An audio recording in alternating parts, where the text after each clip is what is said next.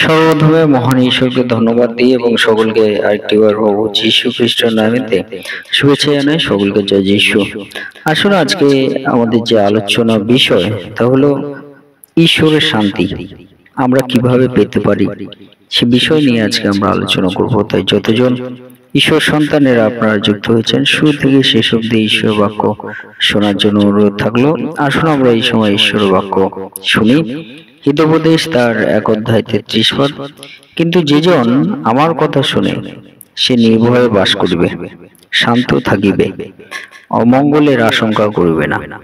ঈশ্বর বাক্যে আমাদের প্রত্যেককে আশীর্বাদ যুক্ত করুন, আমেন। হে আমাদের স্বর্গের পিতা, পরিত্রাণকারী ঈশ্বর, তোমার আত্মার আবেশে তোমাকে ধন্যবাদ দিই, তোমার প্রশংসা করি, তোমার গৌরব দিই প্রভু এই সুন্দর দিনে। প্রভু, তোমার যে বাক্য শোনার সুযোগ করে দিয়েছ সে বাক্যের মধ্য দিয়ে তুমি আমাদের জীবনে, সকলের জীবনে তুমি কথা বলো, আমাদের সকলের সঙ্গে থাকো। এই প্রার্থনা একমাত্র প্রভু যীশু খ্রিস্ট নামে চাই, আমেন। জয় যীশু, জয় যীশু। আজকে আমরা দেখি আমাদের পিতা ঈশ্বর তিনি আমাদেরকে কি বলতে চান। আজকে আমাদের পিতা ঈশ্বর তিনি আমাদেরকে বলতে চান, যদি আমরা পিতা ঈশ্বরের কথা শুনি। প্রথম বিষয়, অর্থাৎ পিতা ঈশ্বরের কথা শোনা মানে কি? ঈশ্বরের সেই পবিত্র বাক্য পিতা ঈশ্বর তিনি দিয়েছেন বাইবেল হইতে, সেই বাক্য আমাদের শোনা দরকার আছে। যদি আমরা পিতা ঈশ্বরের বাক্য আমরা শুনি, তাহলে পিতা ঈশ্বর তিনি আমাদেরকে কি বলছেন। যদি আমরা পিতা ঈশ্বরের বাক্য আমরা মেনে চলি, যদি আমরা পিতা ঈশ্বরের বাক্য আমরা চয়ন করি, আমরা পাঠ করি, আমাদের জীবনে আমরা তা অনুসরণ করি, তাহলে পিতা ঈশ্বর তিনি বলেন যে তোমরা নির্ভয়ে বাস করবে, নির্ভয়ে বাস করবে।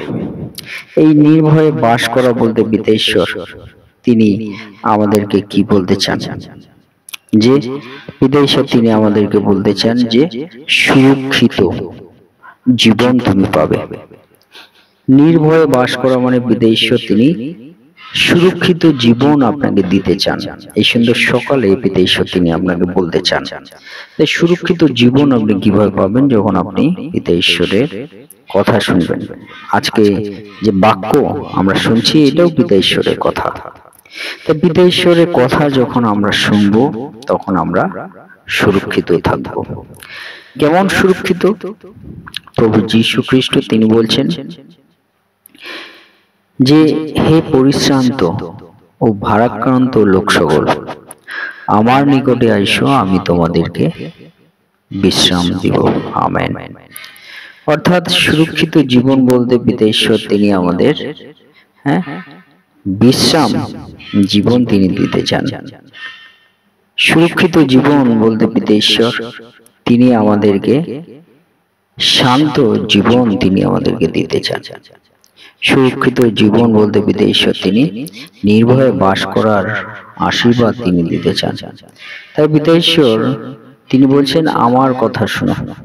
অর্থাৎ পিতা ঈশ্বরের কথা শুনলে আমরা সেই বিশ্রাম জীবন কিন্তু আমরা অবশ্যই পাবো, সুরক্ষিত জীবন অবশ্যই আমরা পাবো। হালেলুয়া। তাই সেই বিশ্রাম জীবন পেতে গেলে কি আমাদের করতে হবে? পিতা ঈশ্বরের কথা আমাদের শুনতে হবে। পিতা ঈশ্বর তিনি আমাদেরকে কি কথা বলেন? যে হে সন্তানেরা, তোমরা সপ্তম দিনে, অর্থাৎ তোমরা বিশ্রাম দিন তোমরা পালন করো। তোমরা বিশ্রাম দিন পালন করো। আর বিশ্রামবারের কর্তা কে? স্বয়ং প্রভু যীশু খ্রিস্ট। তাই প্রভু যীশু খ্রিস্ট তিনি আমাদের বলতে চান যেন আমরা একটা দিন বিশ্রাম হিসেবে আমরা পালন করি এবং সেই দিন আমরা ঈশ্বরের নাম করি, ঈশ্বরের গুণগান করি, যেন ঈশ্বরের ধন্যবাদ দিই।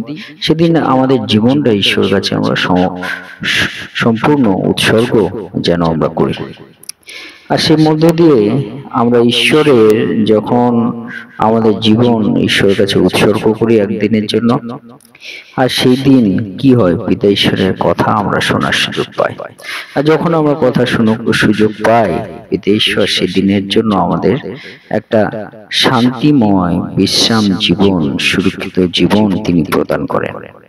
প্রত্যেক দিন যদি আমরা কার্য করি তাহলে কি হবো, আমরা দুর্বল হয়ে পড়ব। কিন্তু আমাদের বিশ্রামের দরকার আছে, আর সেই বিশ্রামটা আত্মিক বিশ্রাম, সেই বিশ্রামটা মানসিক বিশ্রাম। আর সেই বিশ্রাম যখন আমরা পাই, আমরা আবার নতুন করে আমরা ঈশ্বর হইতে, ঈশ্বরের দয়াতে আমরা বুদ্ধি পাই, আর সেই বুদ্ধি দ্বারা আবার আমরা নতুন করে আমাদের কাজে উৎসাহের সঙ্গে উদ্যম ভাবে, দ্বিগুণ ভাবে আমরা কার্য করার ক্ষমতা আমরা পাই পিতা ঈশ্বরের আশীর্বাদে। তাই পিতা ঈশ্বর তিনি বলছেন যে আমার কথা শোনো। এই ঈশ্বরের কথা শোনা মানেই হলো কিন্তু আমরা বিশ্রাম জীবন অবশ্যই অবশ্যই আমরা পাবো। তাই বলছে নির্ভয়ে বাস করবে। পিতা ঈশ্বর সেই নির্ভয়ে বাস করার বিষয় সকল আমাদের তার বাক্যের মধ্য দিয়ে প্রকাশ করেছেন। হালেলুয়া। 2 নম্বর হলো পিতা ঈশ্বর তিনি আমাদের বলতে চান যে তোমরা আমার কথা শোনো আর শান্ত থাকবে। শান্ত মানে ঈশ্বরের শান্তি আমরা পাবো, ঈশ্বরের শান্তি আমরা পাবো। তাই পিতা ঈশ্বর বলছে শান্তি, প্রভু যীশু খ্রিস্ট তিনি বলছেন যে শান্তি আমি তোমাদিগকে দিতে আসিয়াছি, জগৎ যে রূপ দেয় সেরূপ নহে, আমার শান্তি আমি তোমাদিগকে দান করিতেছি। হালেলুয়া।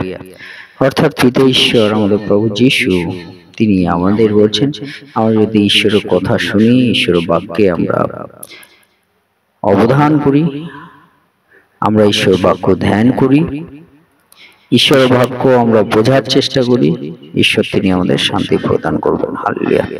আর যখন আমরা ঈশ্বরের বাক্য আমরা পাঠ করি, চয়ন করি, শুনি, তখন ঈশ্বর অবশ্যই অবশ্যই আমাদের শান্তি জীবন দান করবেন। স্বয়ং প্রভু যীশু খ্রিস্ট কিন্তু তিনি আমাদের স্বয়ং বলেছেন যে আমার শান্তি আমি তোমাদিগকে দান করিতেছি। হালেলুয়া। এবং 3 নম্বর বিষয় আমাদের জানা দরকার, যে আমার কথা শুনে, পিতা ঈশ্বর বলছেন যে আমার কথা শুনে সে অমঙ্গলের আশঙ্কা করবে না। অমঙ্গল, অমঙ্গলকে আমরা ইংরেজিতে কি বলি, ফিয়ার অফ ডিজাস্টার, মানে অমঙ্গলের যে আশঙ্কা, যে ভয় ভীতি আমাদের কাছে কার্য করে, বলছে পিতা ঈশ্বরের কথা শুনলে সেগুলো আর কার্য করবে না। পিতা ঈশ্বর তিনি আমাদেরকে রক্ষা করবেন। যখন প্রভু যীশু তিনি সেই নদীতে তিনি হেঁটে আসেন, আর তার শিষ্যরা দেখছেন যে এই কি, যে হেঁটে আসছে সে কে, অপচ্ছায়া, তারা ভয় পেয়ে গেছে। কিন্তু প্রভু যীশু বলছে তোমরা শান্ত হও, তোমরা যা দেখছো তোমরা ভয় করো না, এই যে আমি। তাই অনেক সময় আমরা আমাদের জীবনে শুধু প্রভু যীশু তিনি স্বয়ং এসেও আমরা তাকে ভয় পেয়েছি, আমরা তার সেই সমুদ্র দিয়ে হেঁটে আসা ভয় করেছি। যদি আমরা ভিতরের জীবন দেখি, সেই জীবনে আমাদেরকেও আমরা চিন্তা করি আমরা ভয় পেয়ে। কিন্তু যদি কোনো অবচ্ছায়া আসে আর সে তাই দেখে আমাদের ভয়, আমরা কি পেয়ে যাবো? হয়তো আমরা ভয় পেয়ে যাবো। কিন্তু পিতা ঈশ্বর বলছে যে স্বয়ং আমি আসছি তাই ভয় পাচ্ছে, অন্য কেউ আসলে তো ভয় পাবে।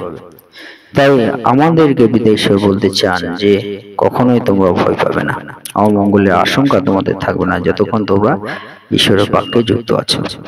তাই আজকে আমাদের শিক্ষার কি বিষয়, শিক্ষার যে বিষয় প্রথম, যে আমরা যেন ঈশ্বরের বাক্য আমরা পাঠ করি, শুনি, ঈশ্বরের বাক্য শোনার মধ্য দিয়ে পিতা ঈশ্বর তিনি আমাদের বিশ্রাম জীবন দান করবেন। ঈশ্বরের বাক্য শোনার মধ্য দিয়ে ঈশ্বর তিনি আমাদের শান্তি প্রদান করবেন। আর 3 নম্বর, ঈশ্বরের বাক্য শোনার মধ্য দিয়ে ঈশ্বর আমাদের জীবনে অমঙ্গলের আশঙ্কা দূর করবেন। এই 3টিই হলো আজকে আমাদের শিক্ষার বিষয় এবং জানার বিষয়, আমাদের জীবনে উপলব্ধি করার বিষয়। সেই মধ্য দিয়ে ঈশ্বর তিনি আমাদেরকে আশীর্বাদ করবেন। ঈশ্বর তার বাক্যে আমাদের প্রত্যেককে আশীর্বাদ যুক্ত করুন। আমেন। জয় যীশু, জয়।